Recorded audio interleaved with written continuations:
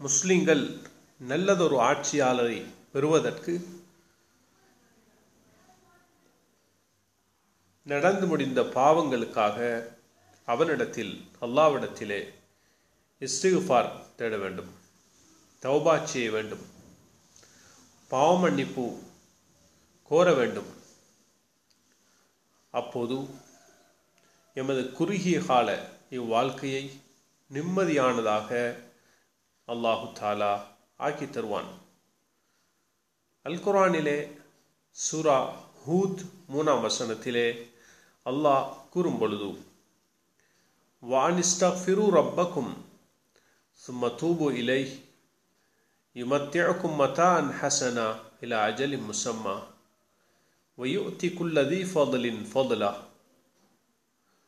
வஇன் தவல்லவ் ஃபஇன்னி அகாஃபு அலைக்கும் அதாப யௌமின் கபீர். நீங்கள் பாவ மன்னிப்பு தேட வேண்டும், உங்களுடைய இரட்சகனிடத்திலே பாவ மன்னிப்பு தேட வேண்டும்.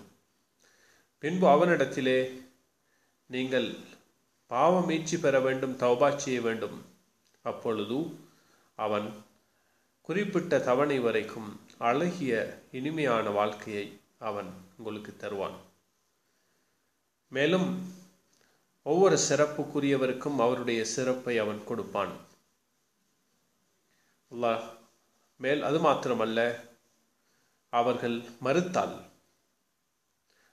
மறுத்தால் நிச்சயமாக உங்கள் மீது பெரிய ஒரு நாளுடைய வேதனையை அஞ்சுகிறேன் என்று அல்லாஹு தாலா அந்த சூரா ஹூதுடைய 3ஆம் வசனத்தில் மேற்கண்டவாறு கூறியிருக்கிறான்.